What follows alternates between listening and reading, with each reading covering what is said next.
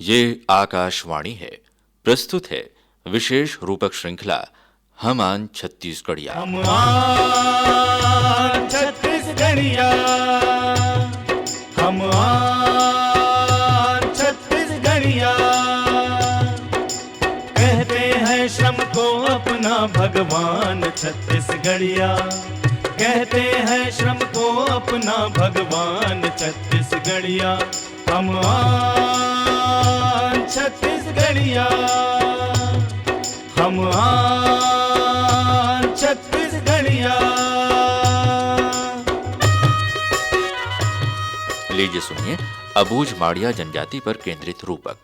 लेखक हैं श्री M.A. रहीम और रूपक के प्रस्तुत करता हैं। कल की चिंता नहीं करते ये लोग, साथ जो है वो बस आज है। जिसकी बाहों में खुद को सौंप कर बेफिक्र और आजाद जिंदगी गुजारते हैं मेटा कोई तो।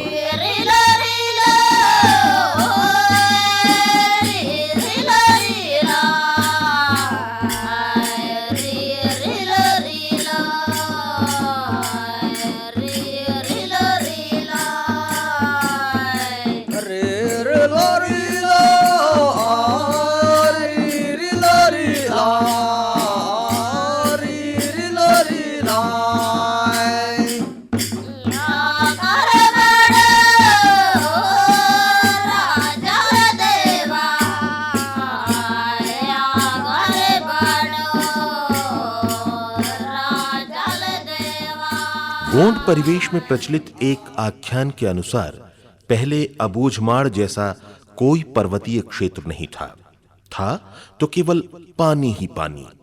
जल की भयावह उत्ताल तरंगें जीवन के हर चिन्ह को मिटाती प्रतीत होती। चहुं ओर जल प्लावन और प्रलय।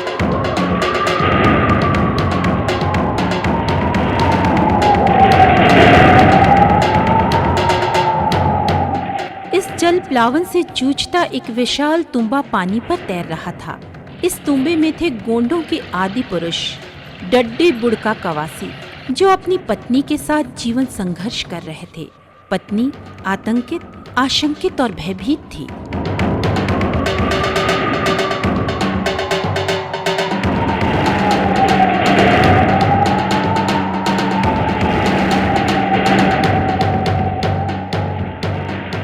और इस तरह पानी की ऊंची ऊंची लहरें गिरिशृंग और शैल मालाओं में बदल दी गईं। कहीं समतल धरती बन गई और कहीं कहीं छूट गया पानी। तुम्बा बहते बहते एक किनारे पर जाकर रुक गया। डड्डे बुड़का कवासी उतरे और वहां बस गए। उनकी संतान हुई और वंश बढ़ता गया। उसी वंश की संतानें हैं गोंड, जो बढ़ते बढ़ते इन पहाड़ों में फैल गए। कालांतर में ये गोंड जनजातीय लोग अबूझ माड़िया, मुरिया, दोरला, दंडामी माड़िया, धुरवा, गदबा आदि उपजातियों में बट गए। अबूझ माड़ की पहाड़ियां दुर्गम जटिल होने के बावजूद नैसर्गिक सौंदर्य का पर्याय हैं।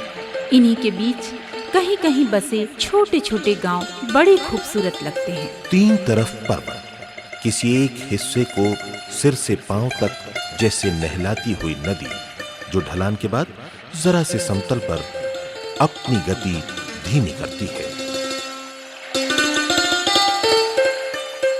मेटा कोयतोरों की झोपड़ियां, घर कम, घरौंदे या घोंसले ज्यादा नजर आते हैं।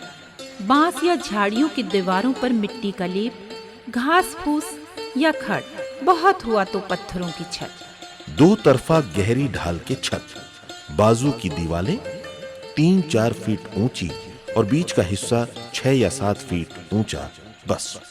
सामने दरवाजे की देहरी इतनी ऊंची कि डग भर लांघना जरूरी होता है भीतर घुसने के लिए। पल्ला भी छोटा सा। पहला कमरा अलगी, जो समझिए बैठक। सगाए तो यहीं रुकते हैं। दूसरा कक्ष अल्पांजी, जो रसोई घर भी है और पत्नी या स्त्री का शयन कक्ष भी। एक कक्ष जिसे कहते हैं आघा, ये होता है पति या गृह स्वामी का शयन कक्ष। घर का एक हिस्सा ऐसा भी होता है जहां बाहरी व्यक्ति का प्रवेश निषिद्ध होता है। ये जगह गोत्र या कुलदेव का पवित्र स्थान भी हो सकता है। अबूझ माड़ियों में रजस्वला स्त्री के लिए एक स्थान कुटियानुमा अलग होता है। कुछ क्षेत्रों में घर के बाहर तो कुछ में गांव में अलग बनी कम ऊंचाई की झोपड़ी, इसे वेंदा कुरमा कहते हैं। भीतरी क्षेत्रों में आज भी रजस्वला स्त्री सूर्योदय के बाद या सूर्यास्त से पहले इस कुटिया से बाहर नहीं आती। रूढ़िवादी लोग उसका चेहरा नहीं देखते। गांव के एक छोर पर या मध्य भाग में युवा संस्कार गृह घोटुल बनाया जाता है। यह घोटुल झोपड़ियों से कहीं ज्यादा बड़ा और आकर्षक होता है। झोपड़ी के पीछे पालतू सुअरों के लिए ये लोग घास फूस की छोटी सी छपरी बना लेते हैं। सुअरों को चारा दाना खिलाने का बड़ा सा बर्तन नाव की तरह होता है, जो किसी पेड़ के तने को एक ओर खोदकर काटकर बनाया जाता है। पशुधन इनके अर्थोपार्जन का साधन है। अबूझ माड़िया भैंस नहीं पालते। गाय बैल के लिए एक अलग स्थल निश्चित होता है, जिसे गोठान कह लीजिए। इस पत्थरों से घिरे छोटे मैदान में पूरे गांव के जानवर रात को एक साथ चौकसी में रखे जाते हैं। तीन और दुर्गम पर्वतों से घिरे इनके गांव के बाहर आवागमन का सामान्य मार्ग नदी नालों पर से होकर जाता है। एक लंबा पेड़ काट लिया, पाट के सकरे हिस्से पर उसे आड़ा लिटा दिया, ज्यादा हुआ तो शाखें काट दी। पाट अगर लंबा हुआ तो बल्लियों पर लकड़ी के पटिये या बांस का पुल बांध दिया। पहाड़ी नाले जिस तेजी से उफनते हैं उसी रफ्तार से उतर भी जाते हैं, लेकिन बरसात की झड़ी में ये पुलिया कभी डूब जाती है तो कभी बहकर गायब हो जाती है। इतर समाजों से यूं भी दूर अबूझ माड़ियों को बरसात गांव में ही समेट कर रख देती है। यूं भी अबूझ माड़ आज आवागमन के साधन और सड़कों के मामले में सदियों पीछे है।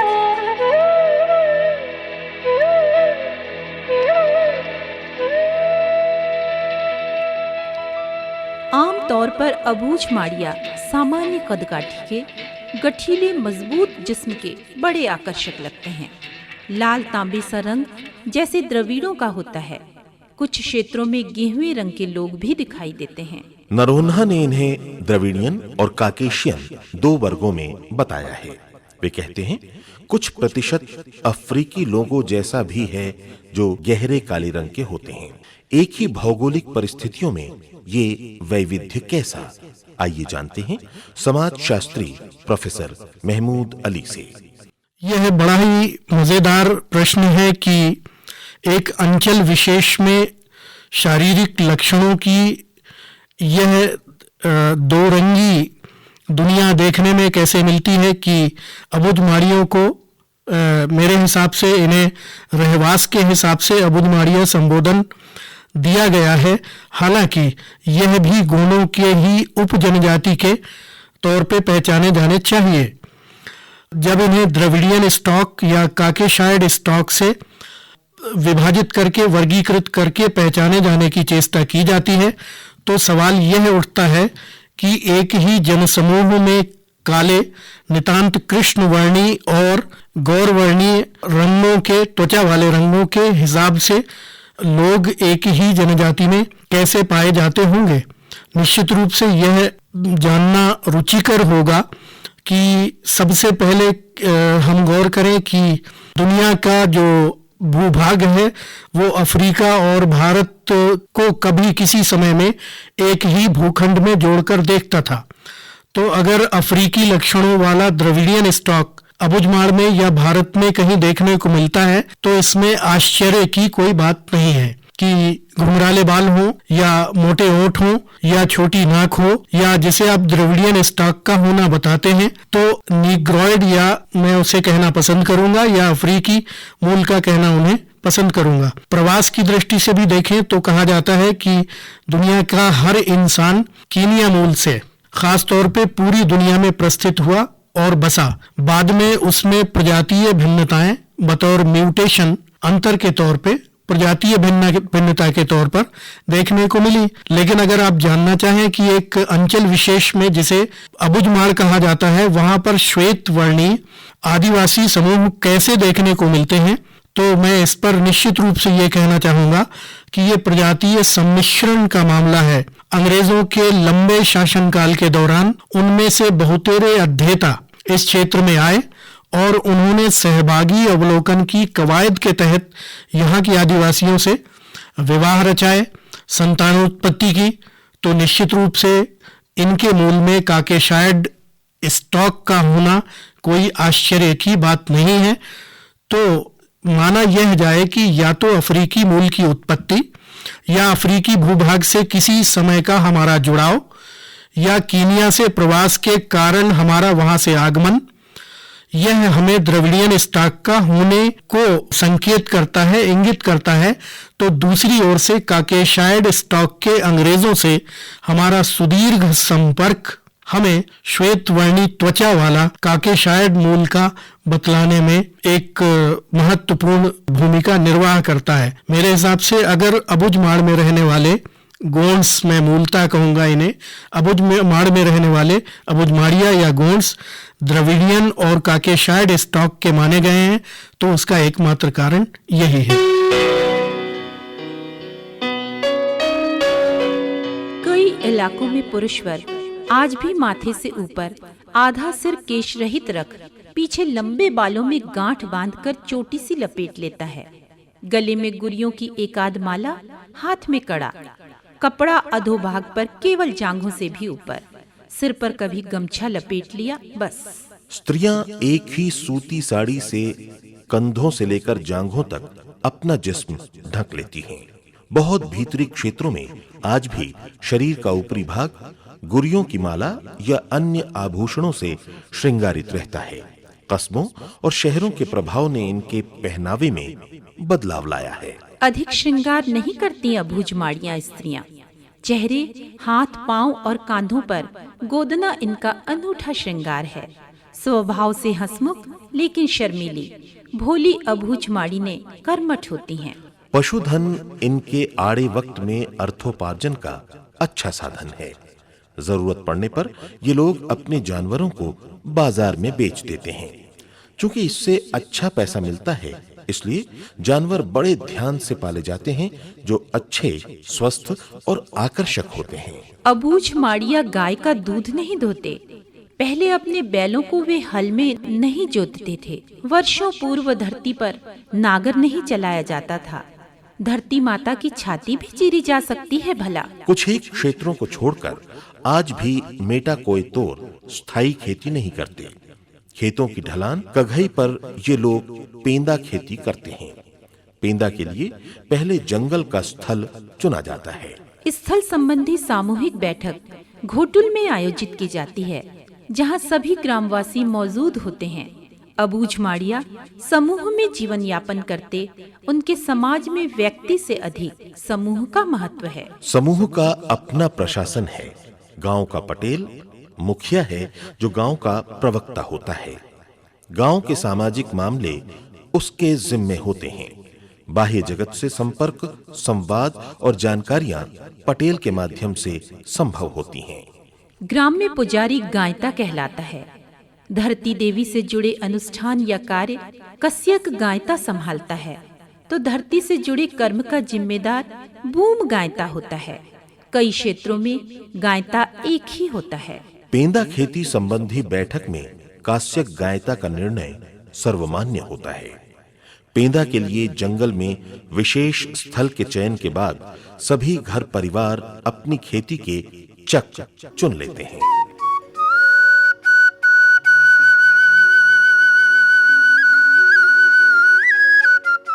फिर प्रारंभ होती है स्थल साफ करने की प्रक्रिया। जंगल के पेड़ काटकर ढलान को साफ किया जाता है, जिसमें महिला, पुरुष, बच्चे सभी मिलकर काम करते हैं। पेड़ सूखने छोड़ दिए जाते हैं। अप्रैल माह में पहले पेंदा जलाया जाता है।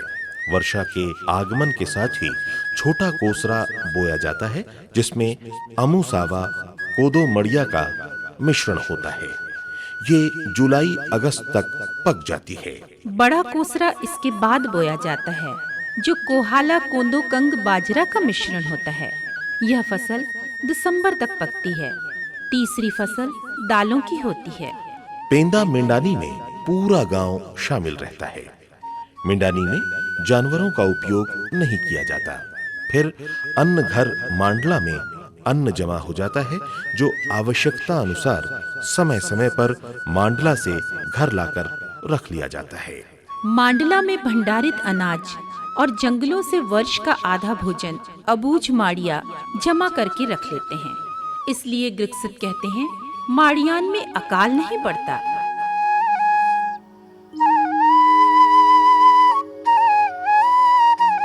प्रकृति की शक्ति के उपासक अबूझ माड़िया कई गोत्रों में बटे हुए हैं और हर गोत्र का अपना एक देव होता है, गांव का देव।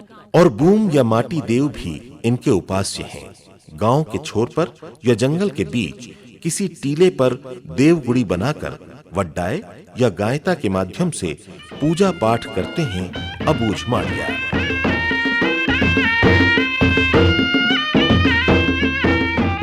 अन्य गोंड जनजातियों की तरह कुछ क्षेत्रों में बूढ़ा देव और बड़ा देव भी धार्मिक महत्व रखते हैं।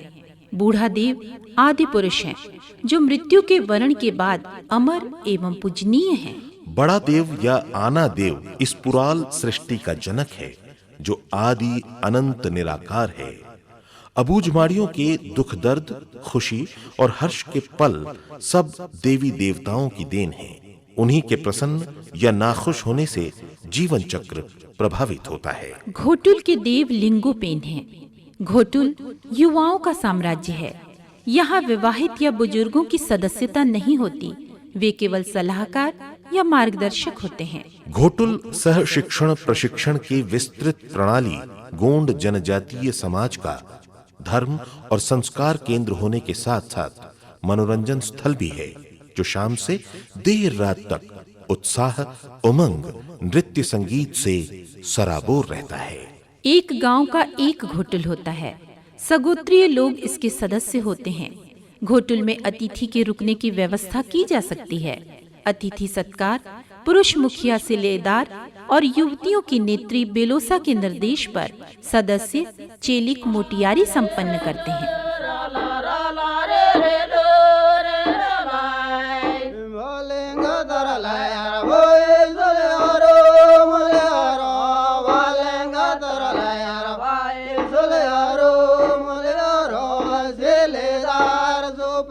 घोटुल का अनुशासन बड़ा सख्त होता है।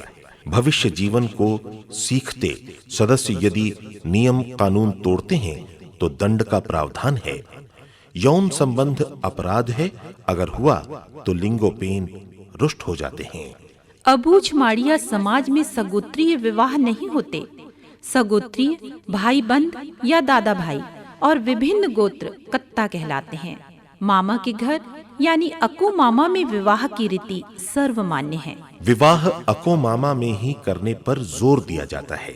अको मामा में पेंदुल करने पर वधु की तलाश की झंझट नहीं होती और वधु खर्च भी कम देना पड़ता है। इसके अलावा विट्टे यानी पलायन कर प्रेम विवाह होने पर विवाह खर्च वधु के माँ बाप को देना पड़ता है।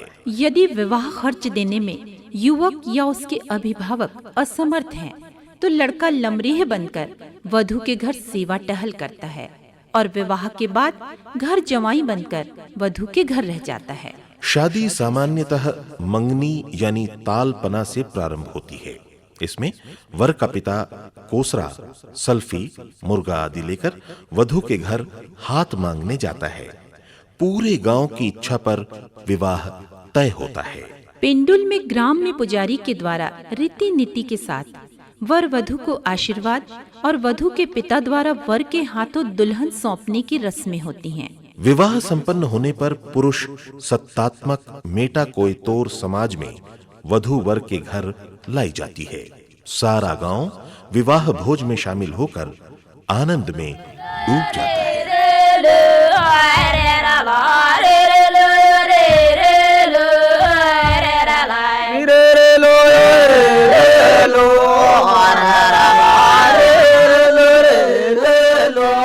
नवान्न आने पर अनाज का पहला कण देवी देवताओं को अर्पण करने का पर्व होता है नुआखाई। इसके अलावा देवी दंतेश्वरी और मावली माता के पर्व में भी ये लोग जगदलपुर और नारायणपुर में श्रद्धा से शीश नवाते हैं।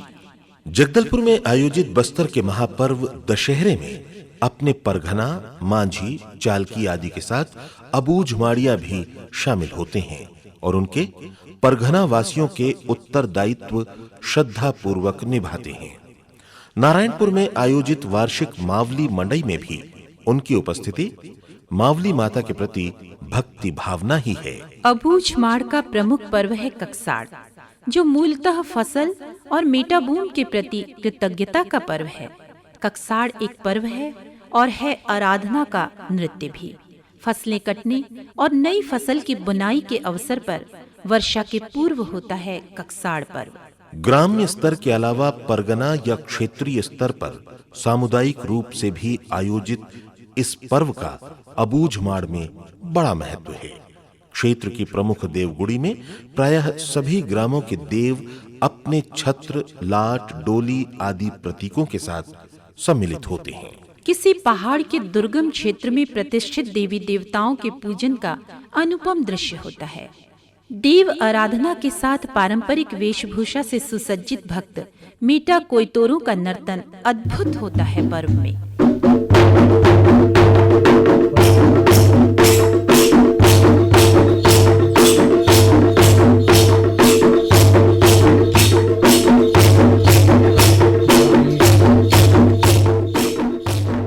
रात अपनी काली ओढ़नी समेटती है। भोर की दस्तक से लजाई उषा घने जंगलों में दौड़ जाती है। भुवन भास्कर की सुनहली रश्मियां धरती को गुदगुदाती हैं। मेटा कोयतोरों के नन्हे नन्हे काफिले पर्वतों पर तेज कदम बढ़ते नजर आने लगते हैं। कुछ लोग अपने गांव घर पहुंचेंगे तब जब सूरज सिर पर होगा। कुछ गांव, झोपड़ियां, पशु पक्षी सांझ की बेला तक रास्तों और पगडंडियों को निहारते हैं। उन्हें बाजारों में बेचकर पैसा भी कमाते हैं। स्त्रियां गृह उपयोगी छोटी छोटी वस्तुएं बनाती हैं, तो पुरुष अन्न भंडारण के बड़े बड़े पात्र बनाते हैं, जिन्हें कड़गी कहते हैं। इसके अलावा मछली पकड़ने के उपकरण बनाने में भी ये लोग दक्ष हैं। माड़ के वासी जंगल में जन्म लेकर वनों को, प्रकृति को अपनी चिंताएं सौंपकर आनंद और उल्लास के साथ जीवन व्यतीत करते। अल्प संतोषी ये भोले लोग अपने आप में कितने और कैसे संपन्न हैं, जानना बाकी है। एक ऐसी धरती जो आम इंसान को इतना मजबूत बना दे कि वो केवल अपने बूते पर जिंदगी हंसी खुशी गुजार दे, मेटा बूम है। और ऐसा परिवेश जो इस मानव को निश्चल और राजेश नायक। प्रस्तुतिकरण सहायक थे के परेश और बलबीर कच्छ और प्रस्तुतकर्ता थे मोहन सी रामानी। महान छत्तीसगढ़िया कहते हैं श्रम को अपना भगवान। छत्तीसगढ़िया कहते हैं श्रम को अपना भगवान। छत्तीसगढ़िया हम आन छत्तीसगढ़िया, हम आन छत्तीसगढ़िया।